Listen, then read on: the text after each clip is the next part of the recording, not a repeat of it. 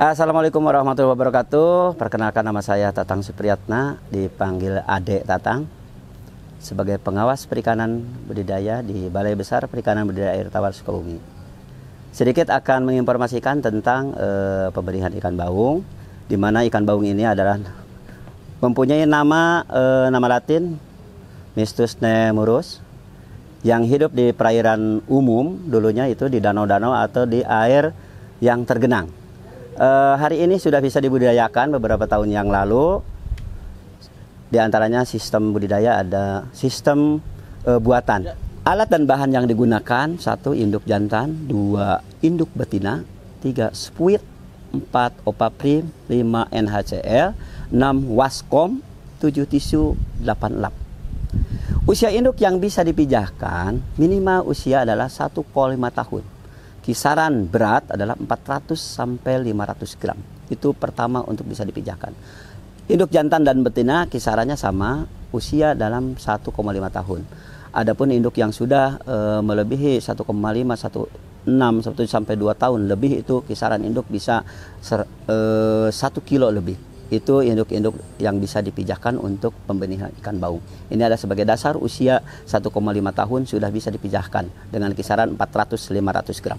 Urutan yang pertama adalah sebelum melakukan pembenihan, seleksi induk terlebih dahulu di kolam pemeliharaan induk, di mana dipilih induk yang akan dipijahkan. Salah satunya adalah induk betina yang sudah matang gonat. Ciri-cirinya induk matang gonat adalah perutnya yang membesar, di antara lain adalah itu kandungan telur sudah memadai untuk dipijahkan.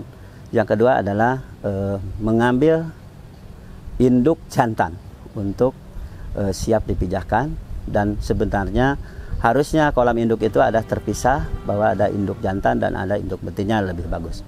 Untuk ikan baung bisa juga, kalau yang kolamnya terbatas, bisa untuk disatukan saja betina dan induk jantan. Nah, setelah ada seleksi induk, induk yang matang gonat ditempatkan dalam tempat yang sudah disiapkan. Ada kelebihan induk ikan baung ini adalah beda dengan ikan yang lain, dengan patin atau dengan lele.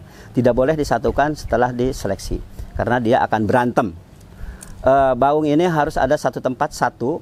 Kalau ada akuarium misalkan satu tempat, betina satu-satu dan jantan juga satu-satu. Tidak boleh disatukan dalam satu wadah. Kalau ada juga bahan dari hapa yang memang sudah dipisah-pisahkan supaya dia tidak berantem bersama. Nah, setelah itu adalah ada namanya penyuntikan. Setelah di induk itu disimpan di wadah yang disiapkan, penyuntikan dosis untuk ikan baung per kilonya adalah 0,6 mili menggunakan opaprim. Penyuntikan dilakukan 2 kali. Yang pertama adalah 1/3 dosis dari 0,6 itu untuk per kilo 1/3 adalah 0,2, dan nanti suntikan kedua interval 8 jam adalah 2/3-nya. Setelah penyuntikan kedua, kalau penyuntikan yang pertama misalkan setengah 3 sore dan setengah 9 atau setengah 8 malam yang kedua, dan keesokan paginya sudah bisa untuk melaksanakan pengurutan. Sebelum pengurutan, setelah keesokan harinya, setelah penyuntikan dilakukan pada kedua kalinya tersebut, terlebih dahulu adalah penangkapan dulu induk jantan untuk diambil spermanya.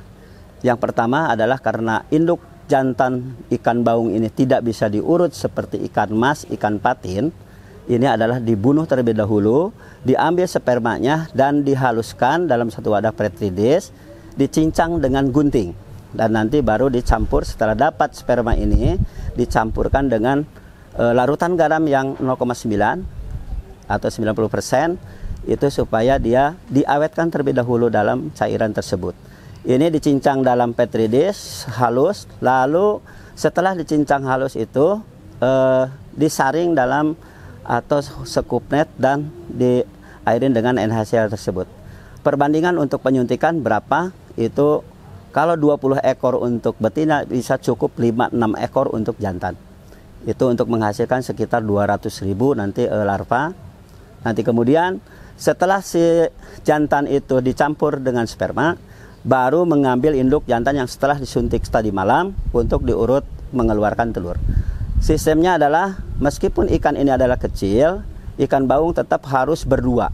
yang megang karena durinya di sirip depan itu sangat luar biasa runcing, itu berbahaya. Ini menggunakan biasanya dibantu dengan ada kain lap yang kecil untuk melindungi si patil baung tersebut. Jadi dipegang untuk satu orang, yang mengurut satu orang. Jadi tetap harus berdua. Jadi ini adalah kerjasama untuk mengeluarkan telur. Setelah telur itu keluar, baru sperma itu dicampurkan pada telur tersebut. Telur tersebut diaduk dengan menggunakan bulu ayam dan digoyang-goyang. Setelah itu baru ditebar ke tempat penebaran untuk penetasan. Bisa berbagai wadah untuk penebaran telur tersebut yang sudah dicampur dengan sperma. Ini ada wadah akuarium, boleh akuarium berbagai ukuran. Yang ada di sini adalah ukuran 80 kali 50, boleh yang 1 meter kali 2 meter, boleh di fiber, boleh juga wadah di hapa yang ukuran 1 meter kali 2 meter kali 30 cm. Itu bisa digunakan untuk penebaran telur. Dan setelah ditebarkan dalam wadah tersebut, keesokan harinya di sini karena temperatur ini adalah Sukabumi itu sangat dingin, 20 sampai 25, itu juga harus pakai pemanas. Di sini 30 jam sudah bisa menetas. Setelah penetasan tersebut 30-38 jam, si larva itu dipanen, ditakar untuk dihitung berapa jumlah larva yang didapatkan. Di sini adalah pemeliharaan menggunakan fiber ukuran 1 kali 2 kali 1 meter atau kali 80. Yang airnya nanti untuk pemeliharaan larva tersebut minimal 50 cm di fiber yang ukuran 2 kali 1. Nah, itu biasanya diisi dengan 15.000 sampai 20.000 larva. Tergantung ketersediaan larva. Tapi kebiasaan wadah dengan untuk 2 meter tersebut, 2 meter kali 50 berarti 1,5 kubik ya, 1,5 kubik air itu diisi dengan rata-rata 20.000. Insya Allah di Sukabumi sini untuk ikan baung dengan tebaran sekian itu SR yang didapat di sini dari pemeliharaan larva yang dari 20.000 didapat sekitar 85%. Itu pemeliharaan baung sampai ukuran 3/4 inci. Pasar yang dibutuhkan untuk ikan baung karena wadahnya sangat sangat dikirimnya jauh, jadi wadah memerlukan ukuran baung tidak boleh lebih daripada 1 inci. Jadi 3/4 inci ini usia 2 minggu sudah harus dikirim ke daerah di mana daerah yang membutuhkan. Harga hari ini untuk Sukabumi karena harga baung ini ada kenaikan per ekor itu sekitar Rp220 per ekor yang ukuran 3/4 sampai 1 inci.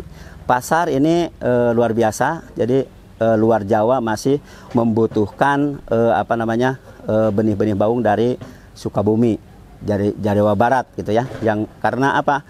Di daerah lain ini pembenihan baung ini masih belum sangat luas seperti ikan lele dan patin.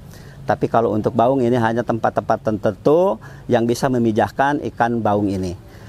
Itu mungkin yang saya sampaikan tentang pembenihan ikan baung, hanya sekilas saja, garis besarnya saja.